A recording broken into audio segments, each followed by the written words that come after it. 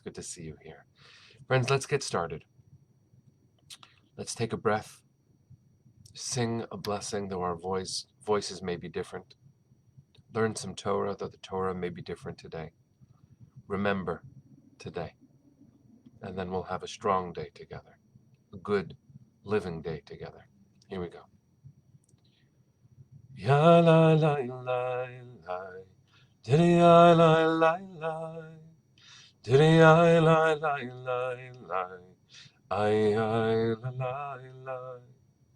Baruch atah Adonai Eloheinu melech haolam asher kiddushanu b'mitzvotav v'tzivanu la'asok b'divrei Torah la'asok b'divrei Torah Hafoch ba v'hafoch ba la'asok b'divrei Torah.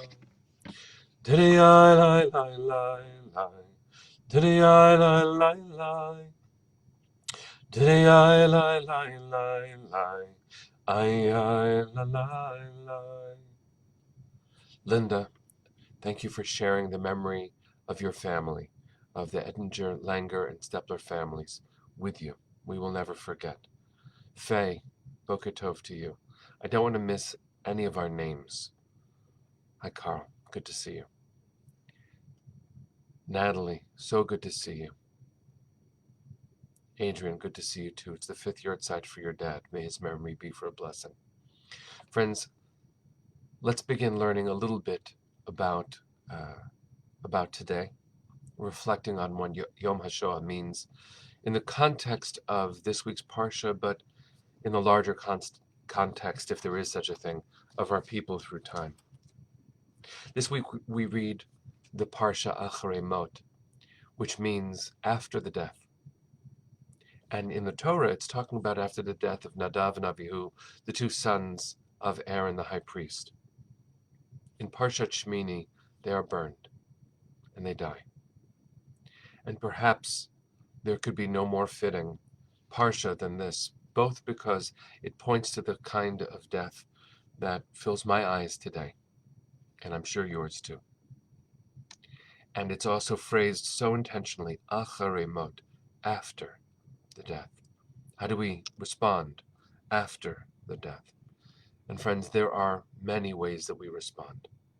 I've been looking at the posts of dear friends and teachers, amplifying theirs, seeing my own heart move and writing what comes from my soul and pouring it out. I've been looking at headlines such as the March of the Living, which is a ceremony walking from Auschwitz to Birkenau every year.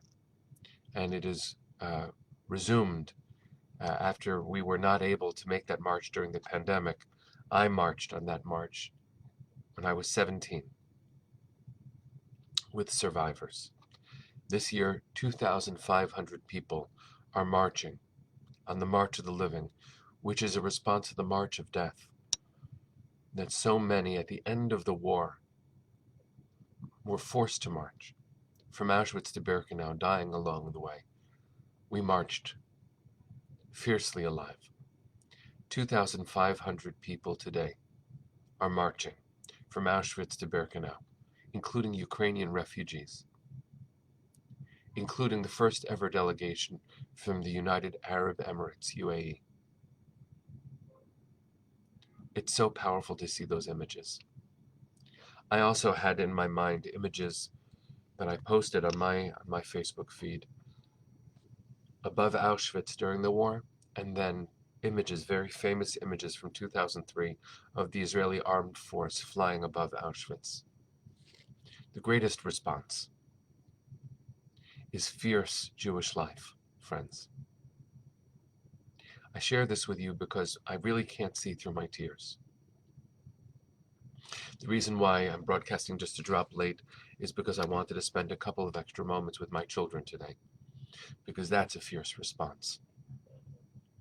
When we say never again, of course that propels us to fight for justice for all in the world. Of course it does. But when we say never again, that is also our family's truth. That is our defiance. The planes flying over Auschwitz is our family's defiance. Loving our children tenderly and fiercely is our defiance. Remembering our ancestors, be they direct parents, as some of us remember, grandparents, others, learning the stories, hearing the poetry, looking at the image, bearing testimony, teaching the world. That is our way of saying never again. After death, we say never again. So in these moments where all I can do is cry, I look around for some kind of inspiration. Try to change a little bit of the pattern of my day. So I turn, as I have this year, to great teachers from the past. One of them is Rabbi Kalonumous Shapira, who's known as the Eish Kodesh. He wrote from the Warsaw Ghetto. And I carried his book with me when I went to Warsaw just a few weeks ago.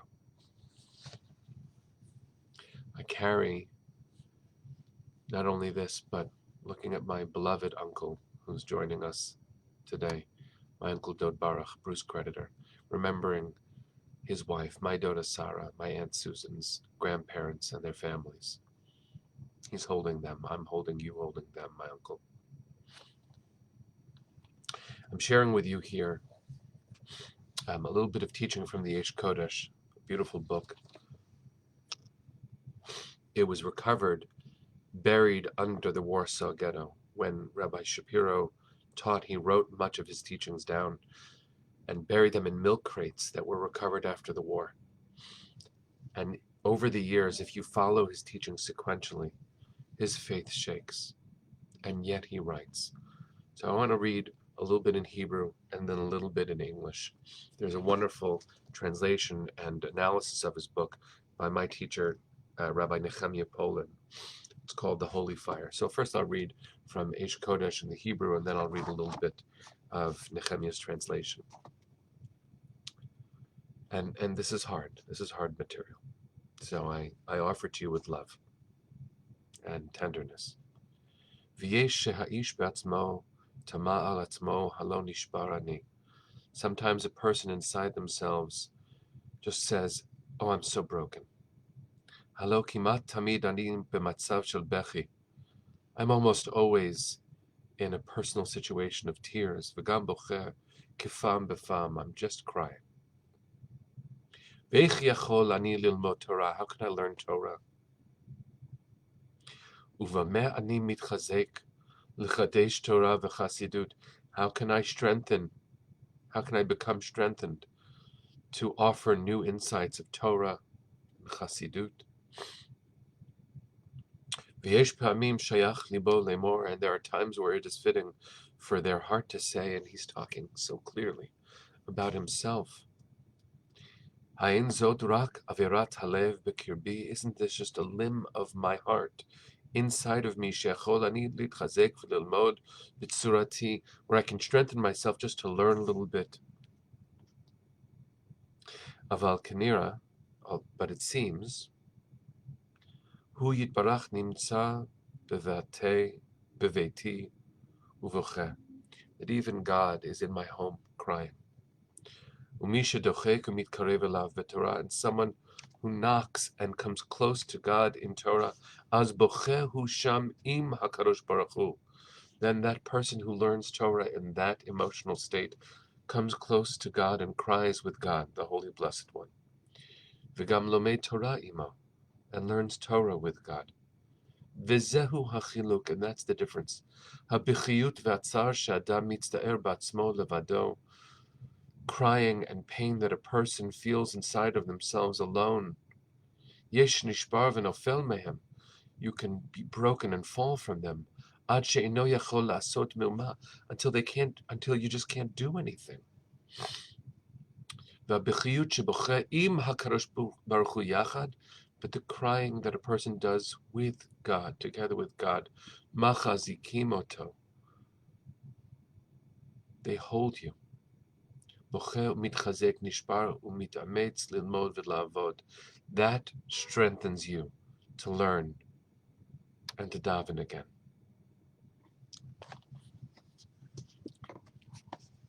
I want to share just a little bit here in the English. It's a long section, so I'll just sum up a little bit at the beginning, and then I'll read Nehemiah's translation at the end. Rabbi Shapira, the Eish Kodesh, says that there are parts of our body that are autonomic, that I don't even realize are functioning. My limbs are functioning, my heart is functioning, but I only notice that when they have to work extra hard. I'm breathing, and I notice my breathing, so that means my lungs must be working. I'm feeling intensely, and my heart is beating harder because of how I feel, so I know that my heart must be working. It is when our hearts or souls or lungs have to work harder that we become aware of them. He says, now, since the body is the garment of the soul,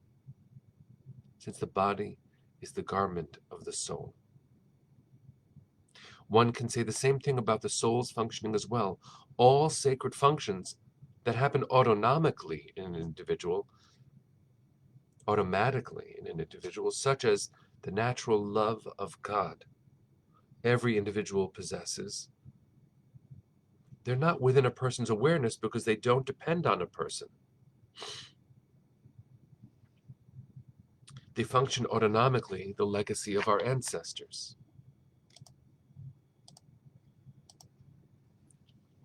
The point at which an individual becomes aware of these sacred functions is when they choose to intensify them. Were it not for the love which we already carry within us, it wouldn't be possible to add any more. Nevertheless, to the extent that one does intensify them, so that one does become aware of them, faith can be experienced more clearly. At a time of trouble, God forbid, listen to this. It's so deep. At a time of trouble, God forbid, our love of God, awe, and faith are in a state of slackness and weakness, but it is not the case that we do not believe. Don't even mention it.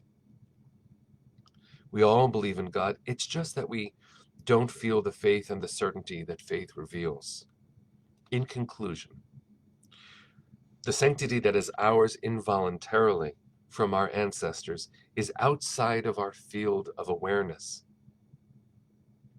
It is only when we intensify it that it becomes manifest to us. This is true of the prophetic spark within us, alluded to by the Talmudic statement, "They are the children of prophets." This is also the case with the natural love of God discussed in our sacred literature. Listen to this final two sentences from Rabbi Shapira, translated by Nehemiah Poland. So it is with faith. Faith is a reality that can be perceived with certainty, but even when a person does not perceive it, they are nevertheless a believer. I'm not going to try to tie this up in a bow, friends. It's not how today works. When I got out of the train today and was preparing just to walk a few blocks to the office, I was so aware of the people around me looking at me, and maybe they were not looking at me the way that I was feeling. But it's Yom HaShoah, and they saw my kippah as I walked through the streets of Manhattan to go teach Torah through my tears. And I don't know what to do with that. But the awareness that we walk through the world in the shadow of our ancestors, carrying their legacies in their hearts, and living fiercely in their names. I don't know how to end that sentence, but I'm wearing my kippah more forcefully than I did before, more intentionally today than before, teaching Torah more intentionally than I was before. I want to bless all of us to be in this day, to experience this day, to respond with passion and strength and determination to what this day represents. I want to bless you to just be in it and then fight through it.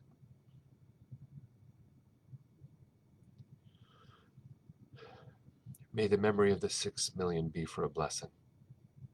Am Yisrael Chai, friends. Strength. Strength. The people of Israel lives. I'm not going to end with our regular nigun. I feel like that one might not fit as well. This is one by my father-in-law. I'm only going to sing the first half of it, the Krakower Nigun, very famous. When he stood in the Ramaz Shul in Krakow, he sang this song. So, now I'll sing it. And you should find it. Learn it if you don't know it and sing it. It's a little bit longer than our usual one, but I think it's okay today.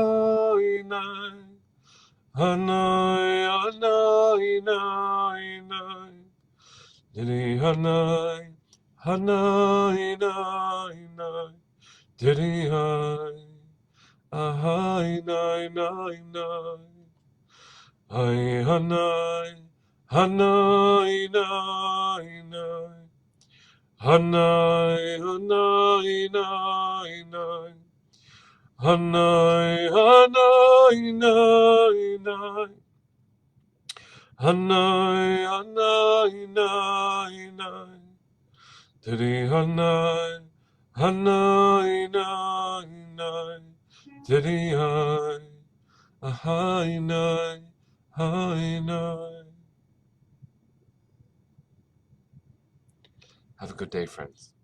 See you tomorrow.